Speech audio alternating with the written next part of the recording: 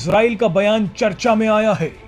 सबसे ताकतवर देशों में से एक इजराइल ने भारत का नाम लेकर कहा है कि भारत कोई छोटा मोटा देश नहीं है। इजराइल ने कहा है कि भारत एक विश्व शक्ति बनने वाला है। आप हैरानी की बात देखिए कि दुनिया में कहीं भी जंग हो वहां अब भारत को याद किया जा रहा है।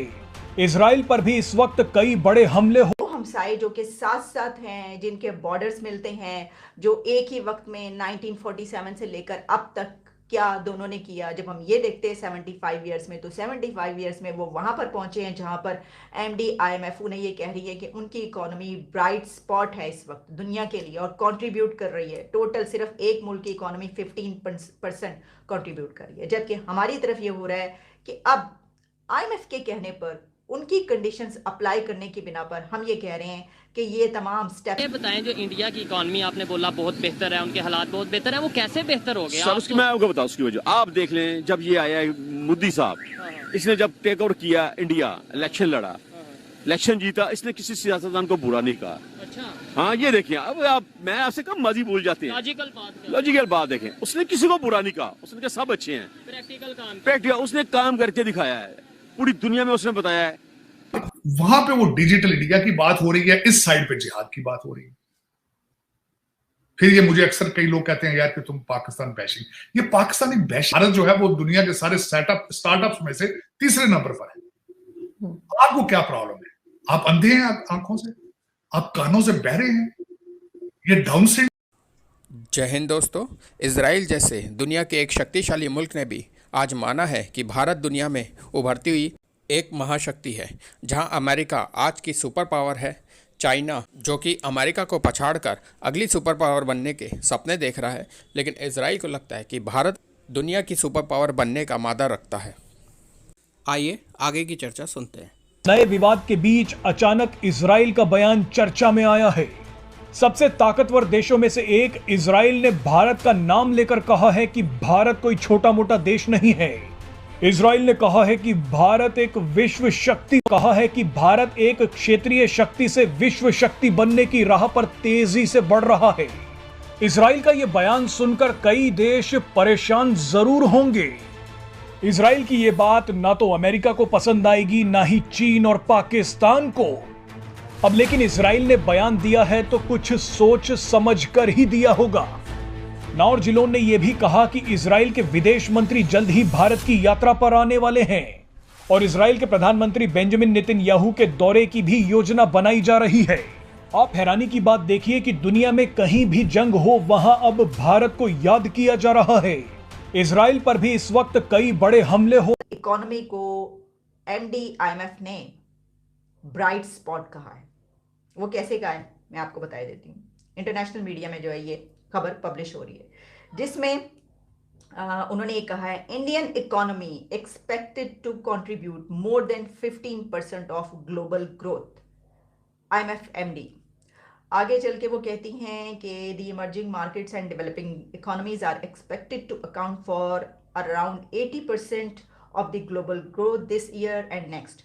और फिर उन्होंने कहा है कि terming India strong economic performance a bright spot, और कहा उन्होंने that beyond being the global growth engine.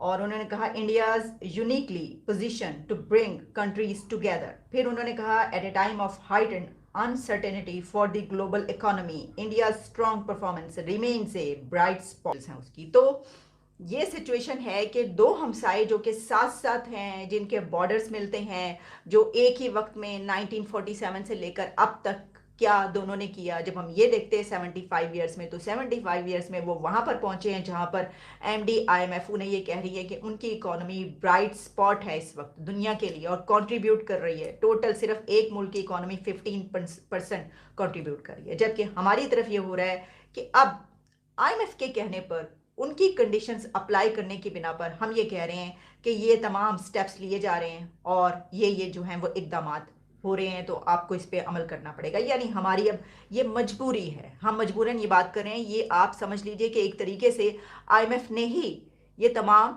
Rules जो हैं वो अप्लाई करने के लिए कहा है। अब वहां पे वो डिजिटल इंडिया की बात हो रही है, इस साइड पे जिहाद की बात हो रही है। फिर ये मुझे अक्सर कई लोग कहते हैं यार कि तुम पाकिस्तान बैशिंग, ये पाकिस्तानी बैशिंग नहीं है, ये ख्वाहिश का इजहार करना, ये सोचना कि यार मेरे मादरे मिल्लत के अंदर, मेरे मुल्क के अंदर भी कोई ऐसा इंसान हो जो कहे आए डिजिटल पाकिस्तान की बात की जाए, जो अगर चेन्नई बन सकता है, अगर सिलिकॉन वैली बन सकती है, तो लाहौर में डिजिटल सिटी नहीं बन सकता? क्या वाकई आपको जिहाद चाहिए? आपकी डेस्टिनेशन यही है? अपने बच्चों को ऑक्सफोर्ड अमेरिका पढ़ाने वाले क्यों नहीं आपको बताते कि आए डिजिटल पाकिस्तान बनाए? वो क्यों नहीं चाहते कि आप अपने पांव पे खड़े हो जाएं? इस वक्त भारत जो है वो दुनिया के सारे स्टार्टअप्स में से तीसरे नंबर पर है। आपको क्या प्रॉब्लम है? आप अंधे हैं आंखों से? आप कानों से बहरे हैं? ये डाउन सिंड्रोम है? आप क्या बात है? क्या वजह है कि आप जैसे डीएनए के लोग आज यूट्यूब के भी वो सीईओ वही है, ट्विटर वो भी चला रहे हैं, गूगल वही चला रहे हैं, माइक्रोसॉफ्ट वही चला रहे हैं। आप क्या बात है? आपको क्या मिशू, आप अपना इलाज क्यों नहीं करा लेते? ये बताएं, जो इंडिया की इकॉनमी आपने बोला बहुत बेहतर है, उनके हालात बहुत बेहतर है, वो कैसे बेहतर हो गए? सर उसकी मैं आपको बताऊं उसकी वजह। आप देख लें, जब ये आया मोदी साहब, इसने जब टेक ओवर किया इंडिया, इलेक्शन लड़ा, इलेक्शन जीता, इसने किसी सियासतदान को बुरा नहीं कहा। अच्छा, हाँ ये देखिए, अब मैं आपसे कब माजी भूल जाते हैं। लॉजिकल बात देखें, उसने किसी को बुरा नहीं कहा, उसने कहा सब अच्छे हैं। प्रैक्टिकल उसने काम करके दिखाया है, पूरी दुनिया में उसने बताया है कि ठीक है, अगर उनमें बुराइयां थी उन्होंने ये नहीं कहा, उन्होंने काम करके डिजर्व किया और लोग उसको पसंद करते हैं। कि 5वीं बड़ी इकॉनमी बन गए हैं। हाँ जी, बन गए हैं, ठीक हो गया। अच्छा, लेकिन हमारे यहाँ पे तो इमेज ये है कि जी वो सारा मीडिया बिका हुआ है, तो इसलिए मोदी के अगेंस्ट कोई बोलता नहीं है। जबकि सर मीडिया, मुझे एक चीज बताएं, आप मीडिया में आपको इन्फॉर्मेशन कहाँ से मिलेगी? तो आपको इन्फॉर्मेशन मिलेगी एजेंसियों से मिलेगी। ऐसे ही है, जैसे जिसको चाहते बढ़ा दे, जिसको चाहे उठा दे। अब ये जितने भी एंकर हैं, इनके पास एजेंसी आप इनको दे दी, इनके पास कहाँ सोर्सेज आ जाते हैं कि जाके इतनी खूबसूरत बातें ले आए, जाके कैसे निकलवा सकते मुझे बताएं? जब तक आपके पास वो लोग शामिल हो गए जिनका काम ही यही है। तो जैसे आपने बोला कि मोदी ने, जो उनके प्राइम मिनिस्टर हैं, उन्होंने किसी के अगेंस्ट कोई बात नहीं की, उन्होंने अपना वर्क किया और किया। आगे बढ़े। उसने देखिए, उसने सबको साथ लेके चला है। सबको। उसने ये नहीं कहा कि फ्रांस चोला फ्रांस, उसने कहा यार मैंने मुल्क चलाना। उसने पूरी दुनिया में अपना इंप्रेशन डाला, लोगों ने उसका ऑनर की, बड़ी रिलेशन बेहतर हो गए, उसके बेहतर हो गए, उन्होंने करके दिखाया। अब आपने तुर्की की मिसाल दी है, तुर्की के उन्होंने पुर सपोर्ट किया, तुर्की ने वहाँ पे फंक्शन किया, उन्होंने अच्छा किया तो उन्होंने अच्छा रिस्पॉन्स दिया है।